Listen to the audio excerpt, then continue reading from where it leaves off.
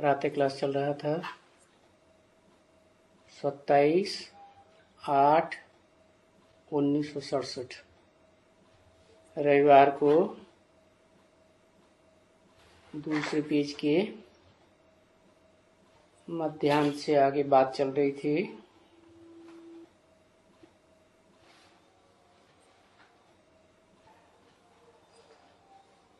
कि स्टाम्प किसका बनाना चाहिए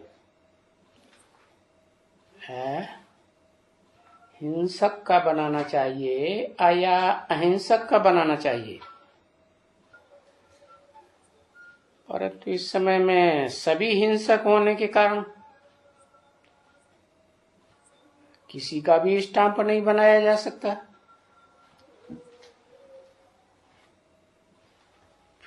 हिंसक भी कौन से? देखो, एक होते हैं स्थूल हिंसा करने वाले, मारामारी चलती है,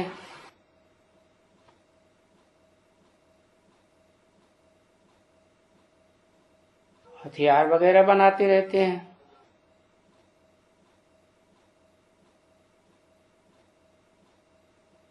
पूरा ही खत्म कर देते हैं। और उससे भी बड़ी हिंसा क्या होती है? उससे भी बड़ी हिंसा है काम कटारे की हिंसा। विकार में जाते हैं। विकार माने कार माना कार्य, विकार माने विपरीत कार्य। जो भगवान ने गीता में बताया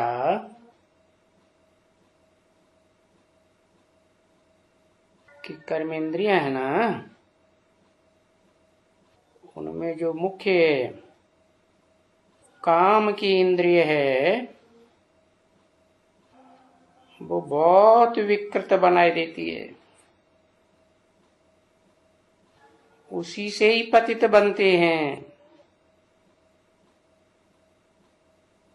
तो वो भी हिंसा करते हैं ना।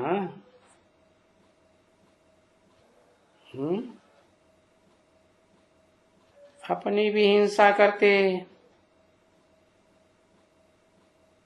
दूसरे की भी हिंसा करते। क्रोध लोभ में इतनी हिंसा नहीं होती, क्योंकि काम विकार में तो शक्ति क्षीण होती है ना, तन की, मन की, धन की। ऐसी काम कटारी चलाते हैं। काम की छुरी चलाते हैं ना। है एक तो होते हैं कसाई, वो धक्क से मार देते हैं, गड़ासे से। और एक होते हैं मुसलमान, वो धीरे धीरे जीवा करते हैं, तुरंत नहीं काट देते। हाँ, तड़पा तड़पा के मारते हैं।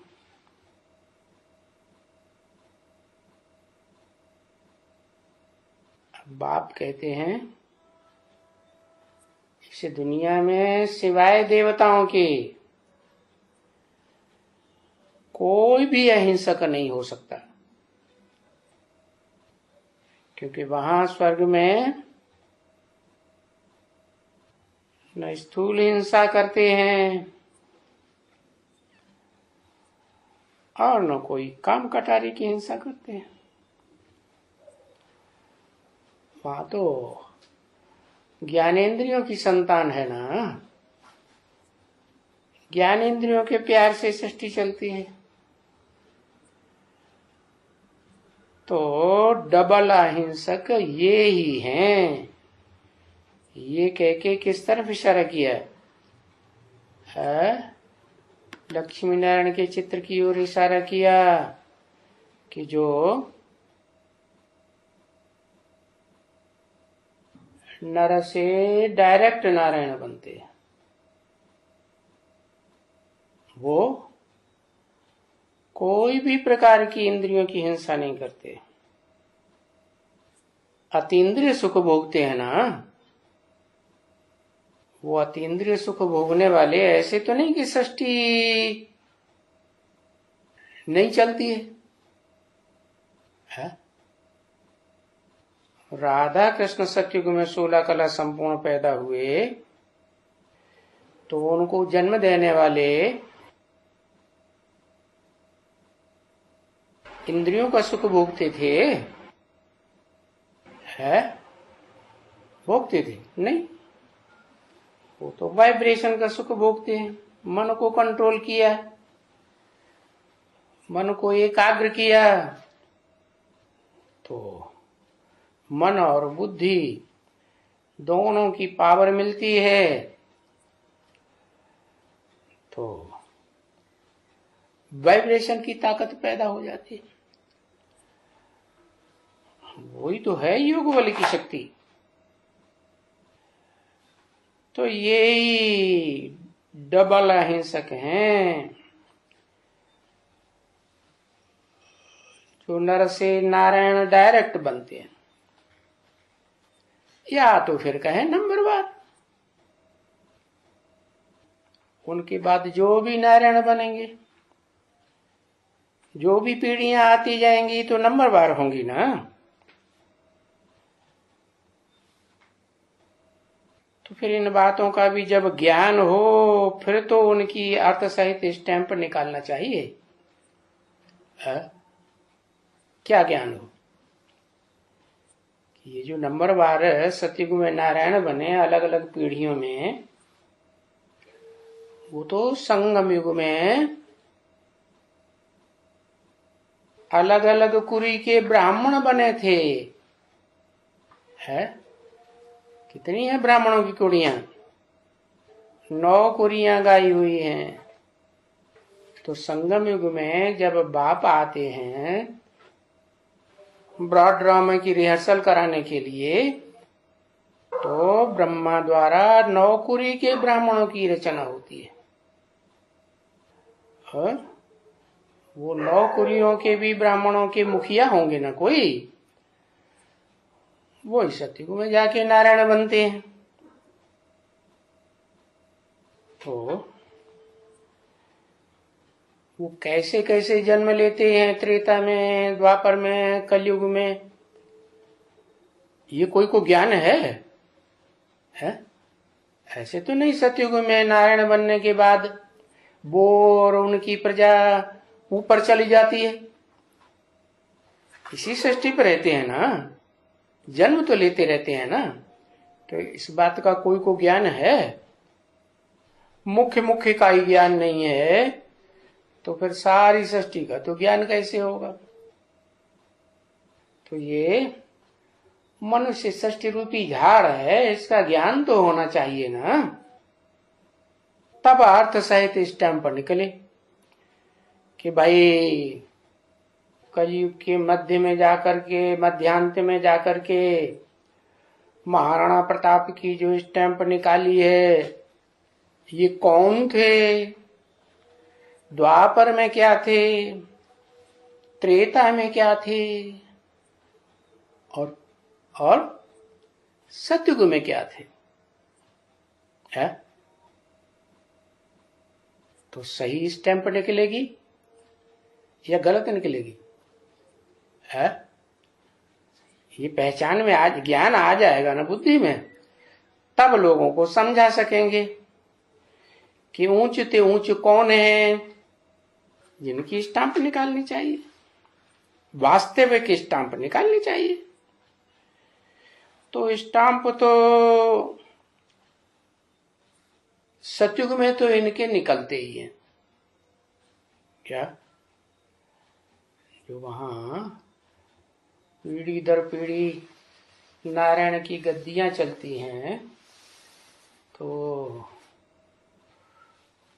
वहां स्टाम्पोनी नारायणों का चलता है जो राजा बनते हैं जिस पीढ़ी में। क्योंकि इनको भी तो कोई नारायण को ज्ञान होता है। सतयुग में जो भी पीढ़ी के नारायण बनते हैं, पहले नंबर से लेकर के 8वें नंबर के नारायण, उनको ज्ञान होता है? उनको तो ज्ञान तो होता ही नहीं है। अच्छा, ब्रॉड ड्रामा में ज्ञान नहीं होता है, संगम युग के शूटिंग पीरियड में तो ज्ञान होता होगा, है? होता है? पहले नहीं होता। जब तक अव्वल नंबर जो है आदि नारायण प्रत्यक्ष न हो जाए संसार में, तब तक उनको कोई ज्ञान नहीं हो सकता। ये तो है, पहचानने वाले तो पहले वो ही नंबरवार नारायण होंगे। वो नारायण पहले पहचानेंगे कि उनको जन्म देने वाली ज्ञान में बीज रूप आत्मा पहले पहचानेंगे, उनके बाप पहले पहचानेंगे। कौन पहचाने? बीज रूप बाप पहचानेंगे। और वो बीज रूप भी किससे पहचानते हैं?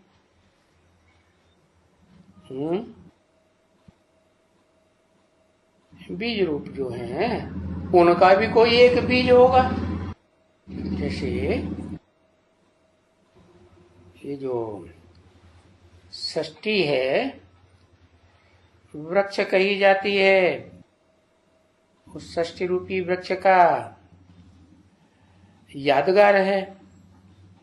कहाँ है यादगार? है कलकत्ते में। तो जो भी वृक्ष होते हैं उनमें ये बनियन ट्री तो ऐसा वृक्ष है जिसका पत्ता भी और उसकी डंडी भी बहुत मजबूत होती है। और उसके मुकाबले दूसरा एक ऐसा भी वृक्ष है जिसका पत्ता भी बहुत हल्का और डंडी भी बहुत हिलने डुलने वाली, पीपल का पत्ता। तो ऋषि मुनियों ने इस षष्ठी वृक्ष की यादगार क्या रखी? शास्त्रों में क्या नाम दिया?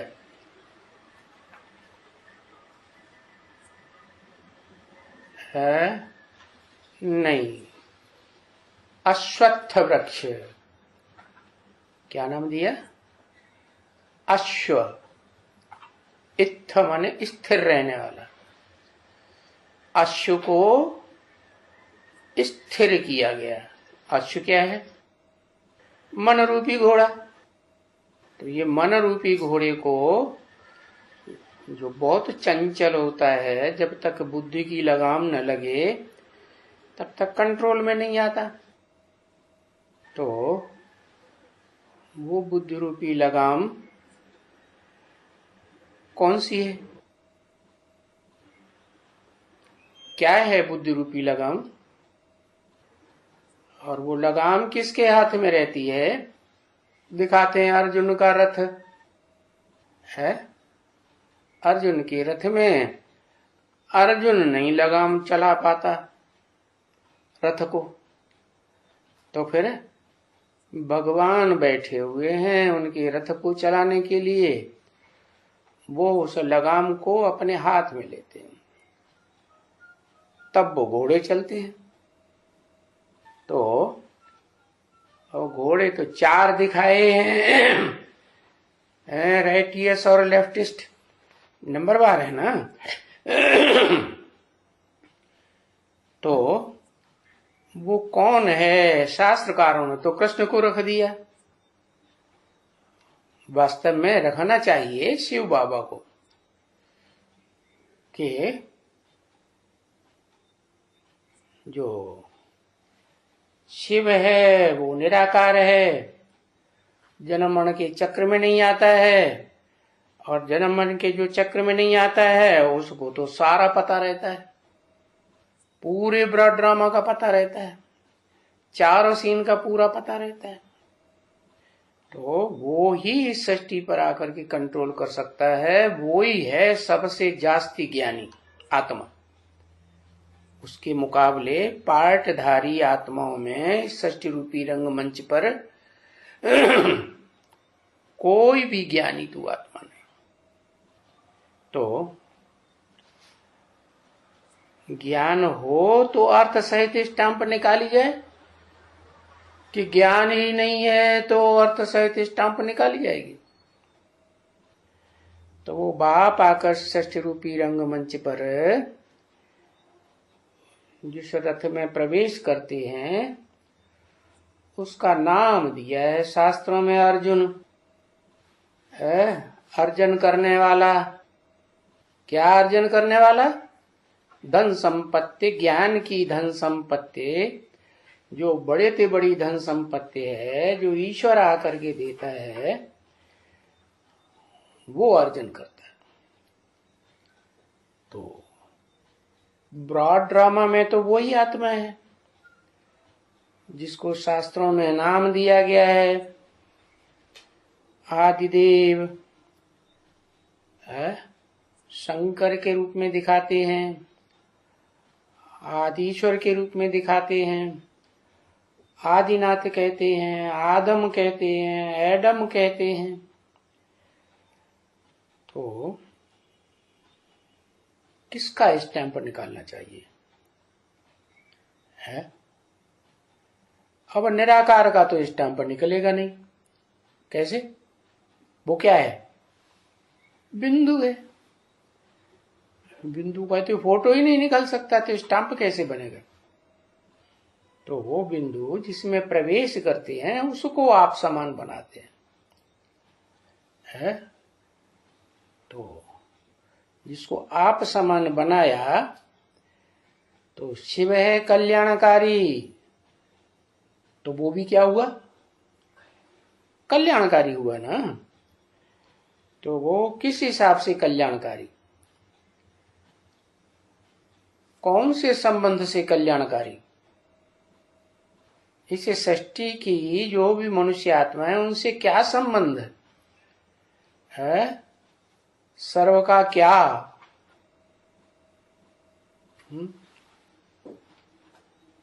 जो भी मनुष्य सृष्टि की आत्मा है सबका बाप माने बीज। बीज क्या होता है? बाप ही तो बीज होता है। परिवार में जितने भी भांति होते हैं, कहते तो हैं वसुधैव कुटुंबकम, सारी दुनिया एक परिवार है, कुटुंब है। तो कुटुंब को पहचानना चाहिए ना, कब थी कुटुंब है? तो जिस समय वो सुप्रीम सोल निराकार इस सृष्टि पर आते हैं तब आकर के ऐसा वसुधैव कुटुंबकम बनाते हैं जहां सब आत्माओं को ये ज्ञान हो जाता है कि मैं आत्मा कौन सा विशेष पार्टधारी हूं इस रंगमंच पर, और वो विशेष पार्ट मुझे किससे मिला? वो 500-700 करोड़ की माला दिखाई जाती है, रुद्र माला बड़े से बड़ी। उसमें हर आत्मा का, मनुष्य आत्मा का अपना अपना रोल है ना, मणका है ना। तो मेरी स्थिति कौन सी है? तो वो पहचान जाते हैं कि जिससे मुझे ये ज्ञान मिला वो ही है शिव बाबा। बाबा क्यों लगा दिया? क्योंकि बाबा ग्रैंडफादर को कहा जाता है। इस सृष्टि पर जो संबंध बनते हैं परिवार के, उनमें एक संबंध ऐसा है कि और कोई संबंध से प्राप्ति हो न हो धोखा दे जाए, लेकिन ग्रैंडफादर का वर्षा जरूर हर बच्चे को मिलता है। तो शिव बाप स्वयं तो आत्माओं का बाप है जिसका कोई बाप नहीं, इसलिए उसको परमपिता कहते हैं। परंतु परमपिता जिसमें प्रवेश करते हैं उस आत्मा का नाम पड़ता है परमात्मा, परम ब्रह्म, क्योंकि जिसमें प्रवेश करते हैं उसका नाम देते हैं ब्रह्मा। माता के रूप में पहले तो स्थापना करनी है ना, तो वो ही हुआ शिव बाबा। क्यों? क्योंकि वो सारी सृष्टि का, बापों का भी बाप पहचान में आ जाता है।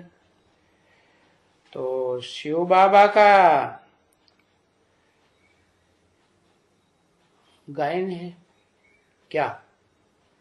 शिव बाबा ने क्या किया है? शिव बाबा ने पावन बनाने के लिए क्या किया? पावन बनाने के लिए 3 मूर्तियां पहले रची। क्या? पहली ब्रह्मा द्वारा स्थापना, वो भी पहले एकदम सीधी नई दुनिया की देवताओं की स्थापना करेगा, या पहले ज्ञान दे करके ब्राह्मण बनाएगा? है कि इस दुनिया में तो सब शूद्र हैं, शूद्रों से एकदम तो कोई देवता नहीं बन जाएगा। शूद्रों को पहले ज्ञान दे करके ब्राह्मण बनाना पड़े, और फिर जैसा पुरुषार्थ करेंगे वैसे नंबर के ब्राह्मण बनेंगे। तो पहली मूर्ति ब्रह्मा है, और ब्रह्मा भी एक नामधारी है या अनेक हैं? ब्रह्मा भी अनेक हैं, चतुर्मुखी ब्रह्मा, पंचमुखी ब्रह्मा। तो जो मुख्य ब्रह्मा है उसका नाम क्या हुआ? परम ब्रह्म है। तो ब्रह्मा ना, तो बीज उसके द्वारा पड़ता है। क्या? कि तुम आत्मा शरीर नहीं हो, ज्योति बिंदु आत्मा हो। तो पहले जिसमें प्रवेश किया वो शिव बाबा। बड़े से बड़ा हुआ ना, देवताओं में बड़ा हुआ या छोटा हुआ? बड़े से बड़ा। तो उसको नाम दिया है शास्त्रों में महादेव, देवताओं में सबसे बड़ा देवता। लेकिन एकदम तो नहीं बन जाता, पहले तो शूद्र होता है कि पहले ही देवता हो जाता है? प्रवेश करने से देवता हो जाता है? नहीं। तो शिव बाबा पहले ब्रह्मा, ब्रह्मा के बाद फिर क्या चाहिए? और जो पहला ब्रह्मा उसके द्वारा क्या रचना रचते हैं? पहले ब्रह्मा के द्वारा जो अव्वल नंबर रचना रची जाती है, रचने वाली आत्मा कौन? ब्रह्मा।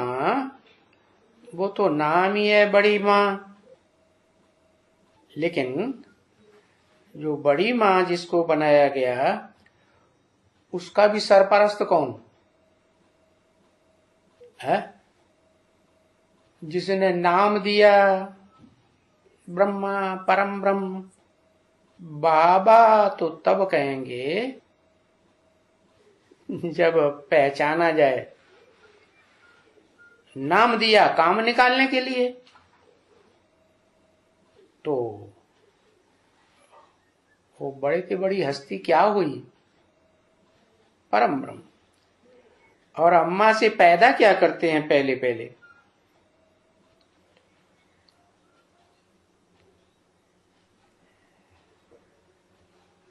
हाँ, जो बच्चे पैदा करते हैं वो तो 500 करोड़ हैं शिव के। 500-700 करोड़ मनुष्य आत्माएं, सब बच्चे हैं। तो क्या पैदा करते हैं? है इस षष्ठी रूपी झाड़ में मुख्य तो है पत्ते 500-700 करोड़, और वो 500-700 करोड़ पत्तों का जो ग्रुप है वो अलग अलग है, क्योंकि अलग अलग डालियां हैं। उन डालियों के जो मुखिया हैं वो धर्मपिताएं कहे जाते हैं। लेफ्टिस्ट और राइटिस्ट डालियां हैं ना वृक्ष की, तो राइटियस हैं कुछ और कुछ लेफ्टिस्ट हैं। वो धर्मपिता हैं, कुछ भारतीय हैं कुछ विदेशी हैं। जो भारतीय हैं वो राइटियस, और जो विदेशी हैं वो लेफ्टिस्ट। तो वो और उनकी सारी प्रजा वो क्या होगी? वो पक्के ब्राह्मण बनते हैं? पक्के ब्राह्मण नहीं बनते। फिर पक्के ब्राह्मण जो बनते हैं उनमें भी दो तरह के हैं, सूर्यवंशी और चंद्रवंशी। सूर्यवंशी जो हैं वो डायरेक्ट सूर्य से बनते हैं। सूर्य कौन है? जो इस सृष्टि पर सदा डिटैच रहता है, पार्ट बजाता है। क्या भले थोड़े समय पार्ट बजाता है, रिहर्सल करने के टाइम कराने के टाइम, लेकिन जितना धर्म पिताएं टाइम लेते हैं, स्वधर्मी और विधर्मी धर्म पिताएं, विदेशी धर्म पिताएं 100 साल का, ऐसे ही वो भी टाइम लेते हैं। शिव बाप जो सभी आत्माओं का बाप है, वो 100 वर्ष में जो 3 प्रकार की आत्माओं का ग्रुप तैयार करते हैं। कौन कौन सा? एक तो ब्रह्मा द्वारा 500 करोड़ का ग्रुप, 700 करोड़ का, वो सारे ब्रह्मा की पैदाइश कहे जाते हैं। वो सभी ब्रह्मा जो ब्रह्मा नामधारी हैं वो सब मिलकर के बनाते होंगे वो ग्रुप। बड़े से बड़ा कि एक बनाता होगा, है सब इकट्ठे। उनमें जो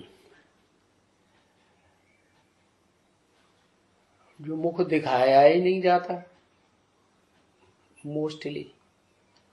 पंचमुखी ब्रह्मा का मुख देखा कहीं? पंचमुखी महादेव मिलता है शास्त्रों में। महादेव के 5 मुख दिखाते हैं, लेकिन ब्रह्मा के सिर्फ 4 ही मुख दिखाते हैं। तो 4 मुखों से जो सृष्टि तैयार होती है उसको सूर्यवंशी कहेंगे? है नहीं कहेंगे। है? सूर्यवंशी सृष्टि जो है, जो ओरिजिनल सूर्य है, वास्तविक जो सदा डिटैच रहता है सृष्टि रूपी रंगमंच पर पार्ट बजाते हुए भी, वो है ज्ञान सूर्य। परंतु वो तो निराकार है।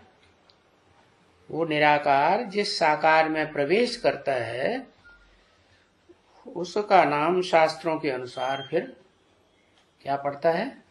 सूर्य। सूर्य को आकर ज्ञान देता हूं। तो उस सूर्य से जो बच्चे पैदा होते हैं, जिसमें प्रवेश किया, वो मनुष्य सृष्टि का बाप है ना। तो उस बाप का नाम रख दिया पहले परम ब्रह्म। क्या बाप को गुप्त रखा या प्रत्यक्ष किया? है बाप को गुप्त रखा। बच्चे जानते हैं बाप कैसे बना, कब बना? नहीं। तो बाप गुप्त और मां हो गई प्रत्यक्ष। फिर जो भी है तो कि नहीं है? है बाप है फिर भी कि नहीं है? परम ब्रह्म माँ का नाम रखा तो उसके साथ माँ तो साकार, फिर भी बाप है या नहीं है? बाप तो है। तो उस बाप से जो भी बच्चे पैदा होते हैं वो कौन सी कैटेगरी के बच्चे हैं?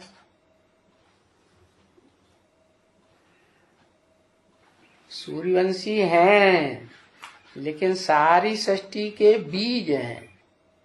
क्या? उन्हें जड़ें नहीं कह सकते।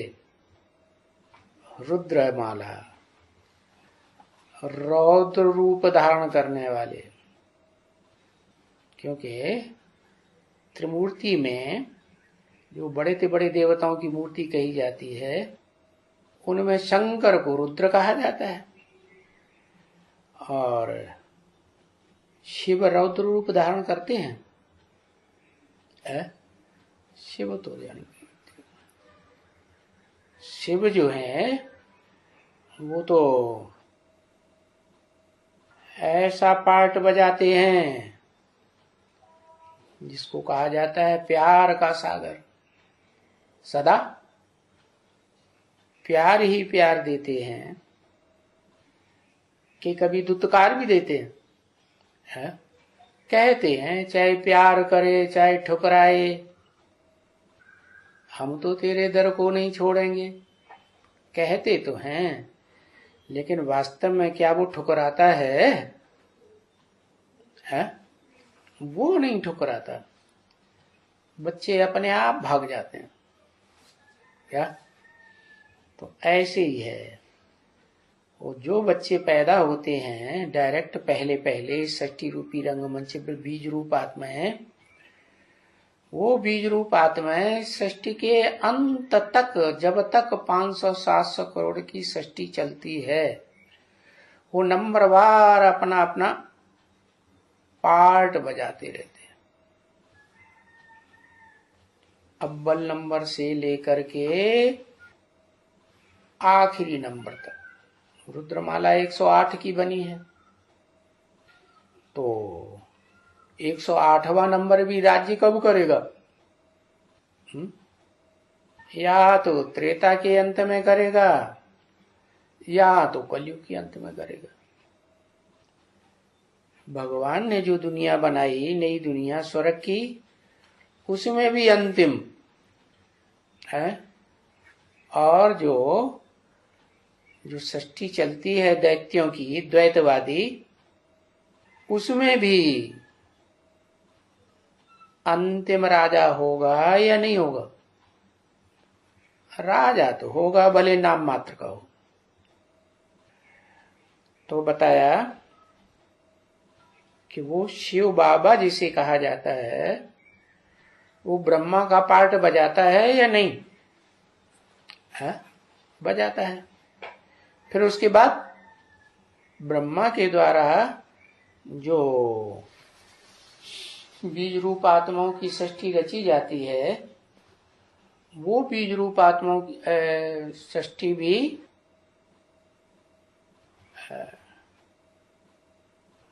बीज रूप आत्माओं की सृष्टि जिसे रुद्रमाला कहा जाता है, वो खलास होगी या नहीं?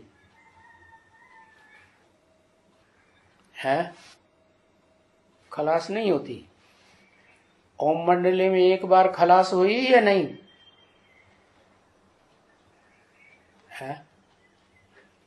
नहीं हुई।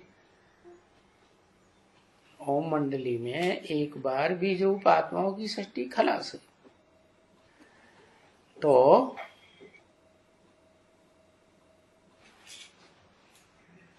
ज्ञान नहीं था, वो तो ठीक है। ज्ञान ब्रह्मा को नहीं होता। जो देवता पहला 16 कला संपूर्ण देवता बनता है, तो वो भी खलास होता है कि नहीं? खलास होता है कब? जब ब्रह्मा क्या बनता है? संपूर्ण बनता है, विष्णु बन जाता है। तो कब विष्णु बनता है?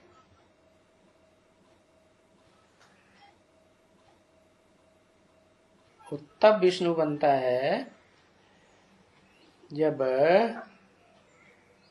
राम कथा सुनते सुनते सुनते सुनते संपूर्ण बनता है। पूरा ज्ञानी बनेगा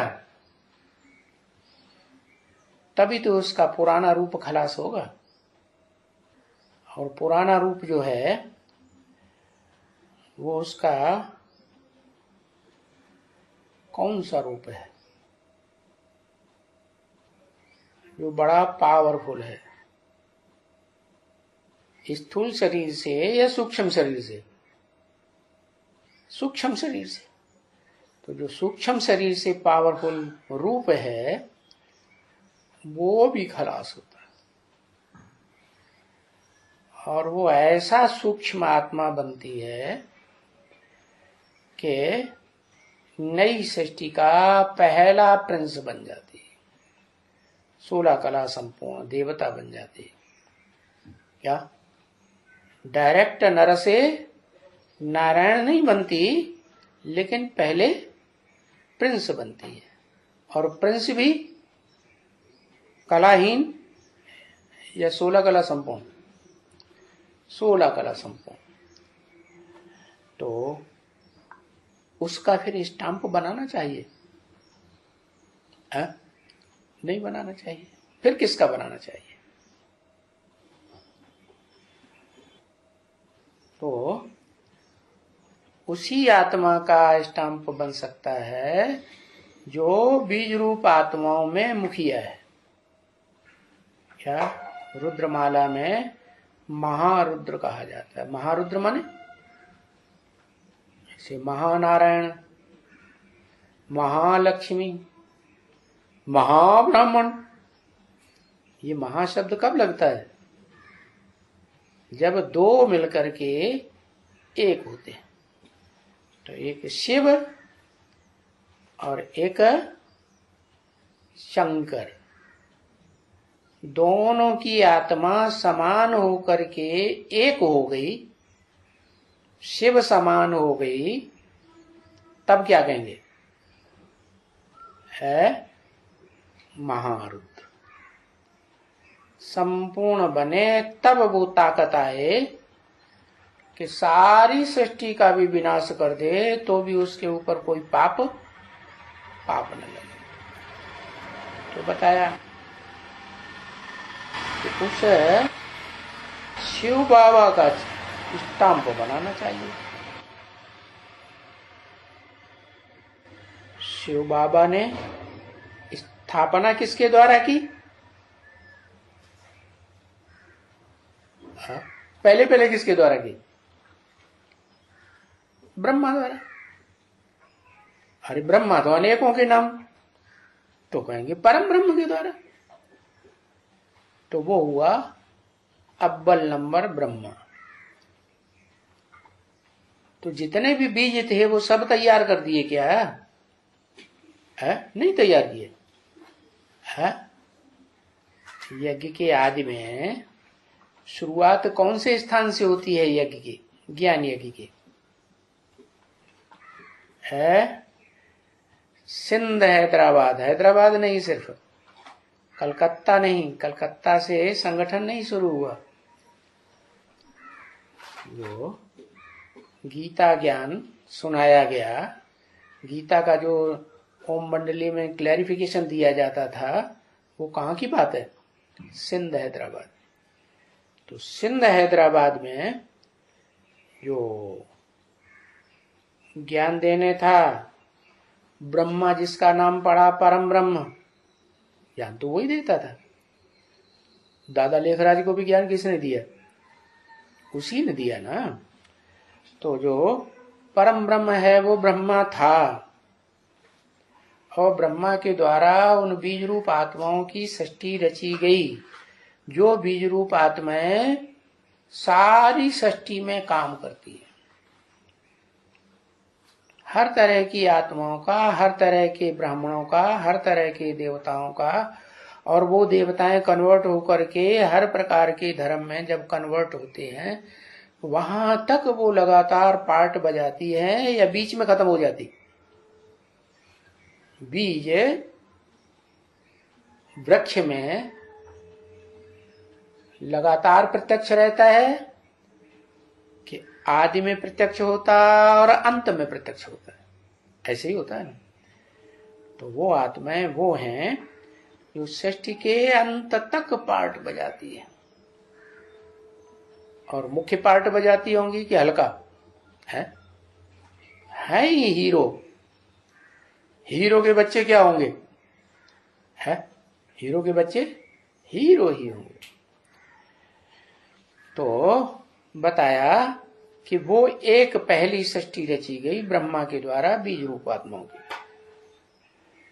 ब्रह्मा ने स्थापना की, क्या बनाया? शूद्रों को क्या बनाया? ब्राह्मण बनाया।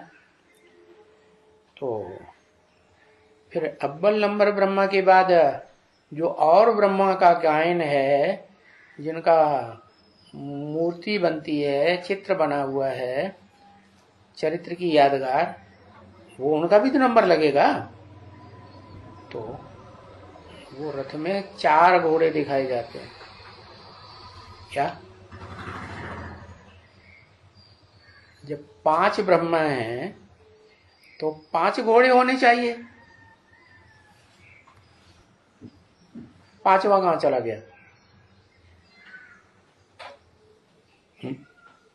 मुझे पता नहीं कहां चला गया। अरे जिसका रथ है, वास्तव में रथ जो सारथी है उसका रथ है, भगवान जिस रथ में प्रवेश करते हैं उसका रथ है, या रथ किसी और का है? अर्जुन का रथ है ना। तो अर्जुन जो है उसको मनरूपी घोड़ा नहीं है क्या? है ना। तो वो गुप्त है। क्या? वो ज्ञान को समझने वाली आत्मा है जो डायरेक्ट शिव से ज्ञान को पूरा समझती है। ऐसे तो इतने बीच में बताया गया कि कौरवों की सेना भी खड़ी है, यादवों की सेना भी खड़ी है और पांडवों की सेना भी खड़ी है। सारी सेना के बीच ज्ञान किसको दिया गया? डायरेक्ट सुनाया किसको? अर्जुन को। एक को क्यों सुनाया? है? जैसे दादा लेखराज ब्रह्मा के लिए भी कहा। क्या कहा? मैं तुम बच्चों को ज्ञान सुनाता हूं, ये तो बीच में सुन लेता है। क्या? वास्तव में बात किससे की जाती है?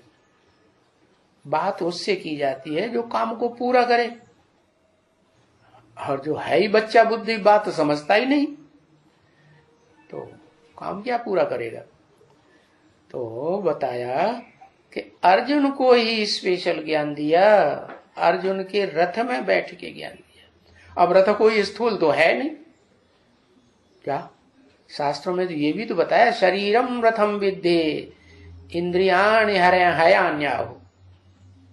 क्या? शरीर को रथ समझ, इंद्रियों को घोड़ा समझ। तो क्या समझे? वो रथ जो है वो अर्जुन का रथ है, अर्जुन का शरीर है। बताया ना। गीता में क्या बताया? गीता में बताया, भगवान ने बताया, अर्जुन को इशारा करके, अर्जुन की तरफ इशारा किया, इदम शरीरम कौन्तेय क्षेत्रम मित्यभिधीयते। क्या? हे अर्जुन, ये जो तेरा शरीर है ना, यही महाभारत का युद्ध क्षेत्र है। क्षेत्र है, क्षेत्र माने फील्ड, युद्ध करने का फील्ड है। इसलिए इस युद्ध का नाम क्या पड़ा? महाभारत। सामान्य भारत नहीं। यहां भी महाशब्द लग गया। क्यों लग गया? महाब्राह्मण, महानारायण, महालक्ष्मी, महारुद्र, ये महाशब्द क्यों लग गया?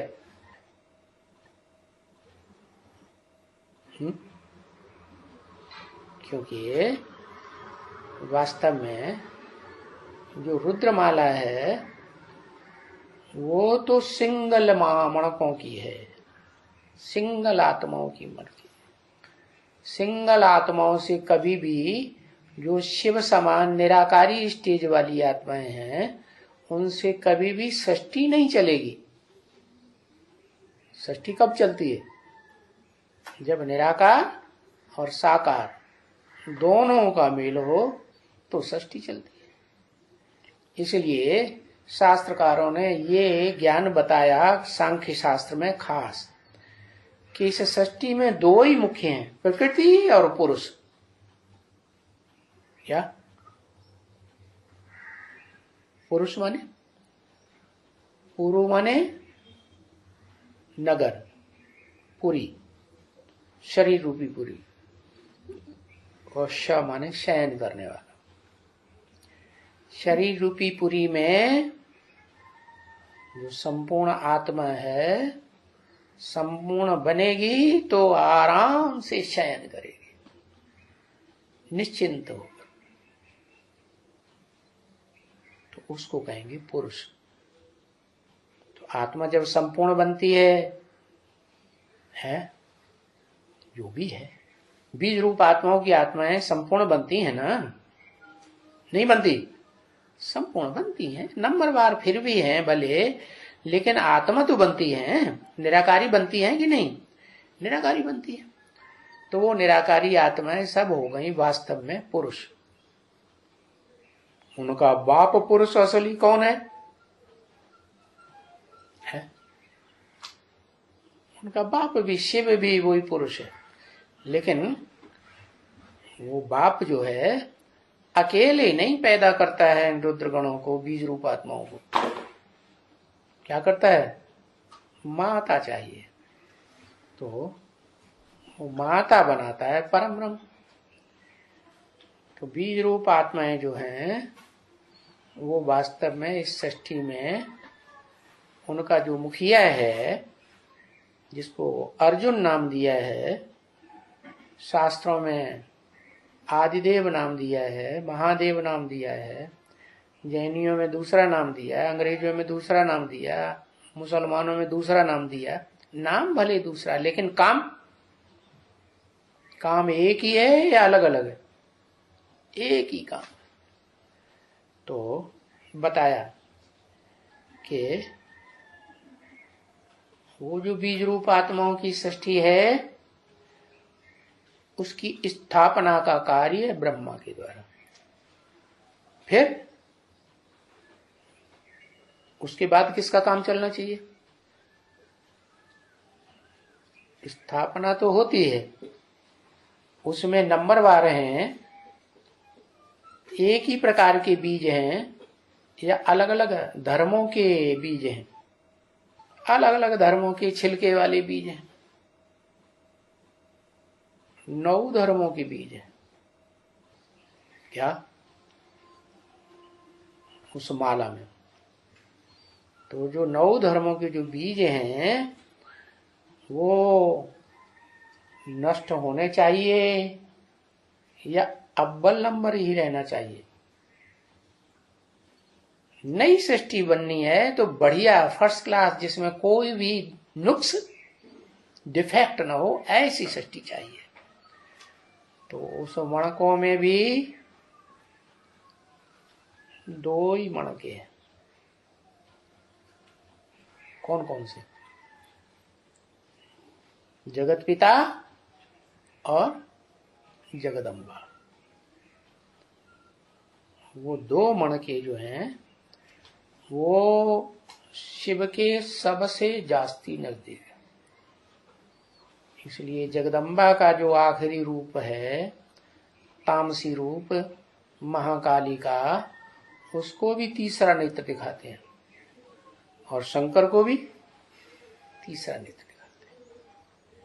उनमें एक है पुरुष और एक है क्या? एक का नाम पुरुष, एक का नाम प्रकृति। पुरुष अभी बताया ना, ये सृष्टि जो है सांख्य शास्त्र के अनुसार दो का कमाल है, एक पुरुष एक प्रकृति। और प्रकृति के भी दो रूप हैं। क्या? एक है शरीर की प्रकृति, क्या? और एक है आत्मा वाली प्रकृति। क्योंकि आत्माएं भी तो रचना है, रची जाती हैं, तब आत्मा है कि बिना रचे आत्मा हो गई है? रची जाती। कैसे रची जाती? आत्मा तो अविनाशी है।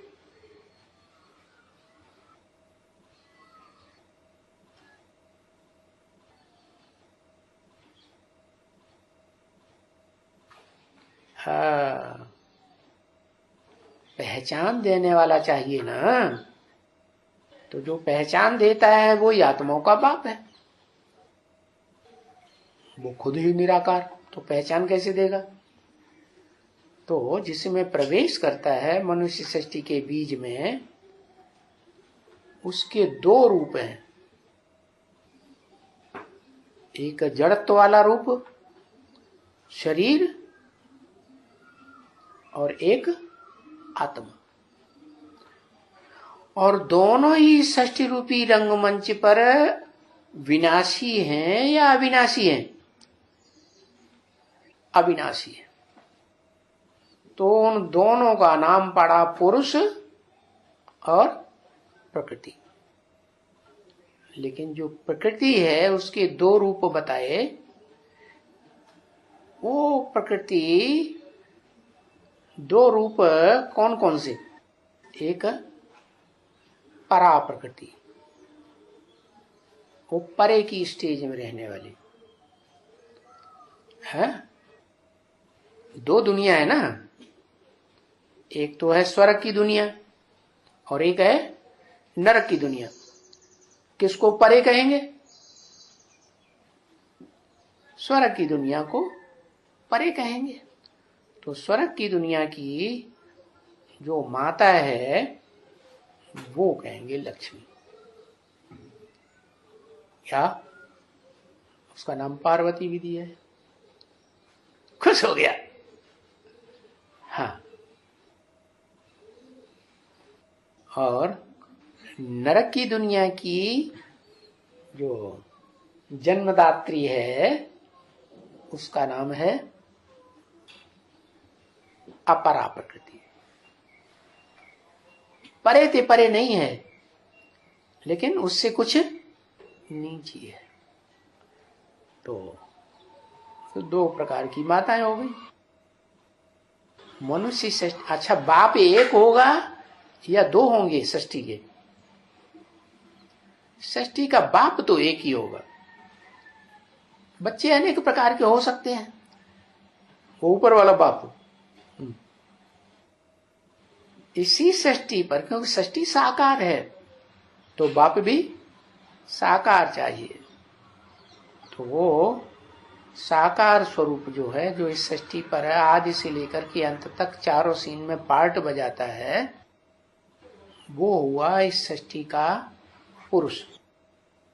और प्रकृति के जो दो रूप बताए उनमें एक है स्वर्गीय रचना रचने वाली और दूसरी है नारकीय रचना रचने वाली।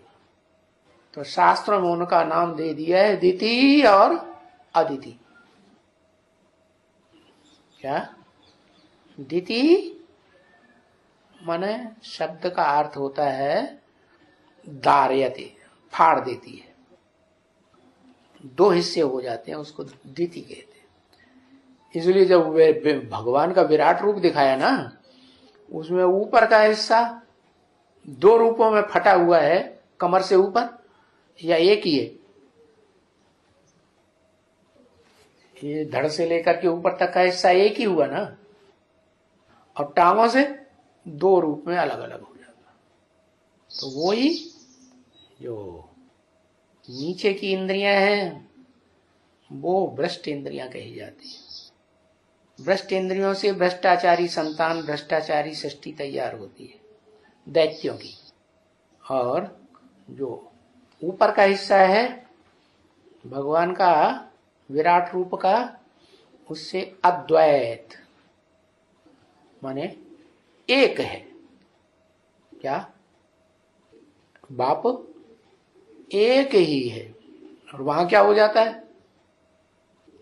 द्वैतवाद चलता है। दूसरा बाप शुरू हो जाता है कि नहीं? द्वैतवादी युग से, द्वापर युग से इब्राहिम आया, फिर और अनेक बाप। तो वो द्वैतवादी दुनिया में झगड़े की दुनिया हो गई। झगड़ा होगा तो दुख होगा। और जो अद्वैत दुनिया, अद्वैत माने दो नहीं है, तो वो है देवताओं की दुनिया। देवताओं को अद्वैत कहा जाता है, दैत्यों को द्वैतवादी कहा जाता है। तो दोनों प्रकार की दुनिया का जो बाप है वो एक है ना, वो आदम कहा जाता है। आदम साकार, तो माता भी कैसी होगी? साकार होगी। और वो उन माताओं में भी एक है जड़त्व बुद्धि के ज्ञान को, जो ज्ञान जहां से आता है उसको नहीं पहचान पाती। क्या? किसको पहचानती?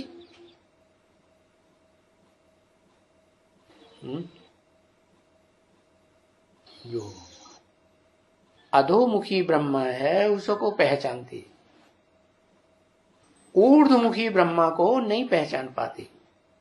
जो इस सृष्टि को, नीचे गिरी हुई सृष्टि को, तमो प्रधान सृष्टि को ऊपर की ओर ले जाता है, उस ब्रह्मा को नहीं पहचान पाती। तो दो माताएं हो गई ना। है तो दुनिया में देखा जाता है, किसी के घर में दो माताएं हैं, एक पुरुष है, तो क्या होता है आपस में? सौतिया डाह हो जाता है, झगड़ा चलता है। चलता है ना? है? हाँ। वो तिरुपति में क्या दिखाया गया? तिरुपति में दिखाया गया झगड़ा। वो दोनों झगड़ती हैं, झगड़ती हैं। तिरुपति वो कहती है नहीं तिरुपति। क्यों भाई, ऐसे क्यों लड़ती है? दोनों का पति। अरे भाई, वो कहेगी वो पति इसी को याद करता रहता है।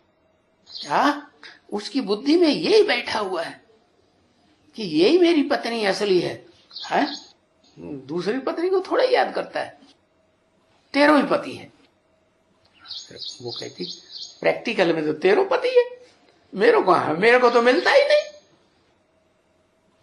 तो वो झगड़ा संसार में, भक्ति मार्ग में आज भी प्रैक्टिकल में घर घर में चलता चला आ रहा है। तो बताया कि अव्वल नंबर ब्रह्मा से जो अव्वल नंबर सृष्टि रची जाती है वो बीज रूप आत्माओं की रची जाती है। तो वो ब्रह्मा हुआ असली, क्या? परम ब्रह्म। और वही परम ब्रह्म फिर क्या बनता है? ब्रह्मा सो असली विष्णु भी बनता है। चार भुजाओं को असली कहेंगे कि जड़ कहेंगे? जड़त्व बुद्धि वाली भुजाएं तो जड़त्व बुद्धि वाली होती हैं, जड़ होती हैं। या उनको चलाने वाला कोई चैतन्य दिखाई पड़ता है? नहीं। जो चैतन्य चलाने वाला है वो ऊपर रहता है, देखने में नहीं आता, लेकिन है तो अगर ब्रह्मा का भी चित्र बनाना है तो क्या करना है? उस परम ब्रह्म को पहचानना है, जिसके लिए शास्त्रों में लिखा है गुरुर् ब्रह्मा गुरुर्विष्णु गुरुर्देवो महेश्वर, गुरु साक्षात परम ब्रह्म तस्मै श्री गुरुवे नमः।